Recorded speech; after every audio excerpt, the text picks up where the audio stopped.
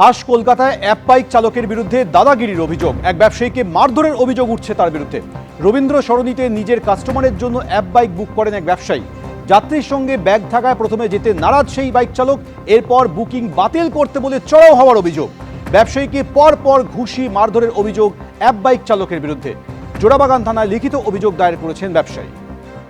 যখন জায়গায় পৌঁছালো বাইক, তখন আমি বললাম যে আমি যাব না, ওই দাদা যাবে, দাদার সঙ্গে কিছু জিনিস আছে। তো তখন উনি জিনিসটা দেখে বললো আমি যেতে পারবো না। আমি বললাম ভালো কথা, আপনি যখন যেতে পারবেন না তাহলে আপনি ক্যান্সেল করে দিন। তো নিজের মতোই গালিগালাজ করতে থাকলো। আমি সমানেই বলেছি যে আপনি ক্যান্সেল করে দিন। উনি হঠাৎ করে বাইক থেকে উঠে প্রথমে আমার চোখে একটা ঘুষি মারলো। চোখে ঘুষি মারতে আমি পেছন দিকে হেলে যেতে চশমাটা ধরে ফেলে দিল ট্রাম লাইনের মধ্যে ফেলে দিতেই তারপরে আমি নিজেকে প্রতিহত করার চেষ্টা করার মধ্যে যে কাস্টমারটা ছিল উনি আমাকেই ধরে নেন।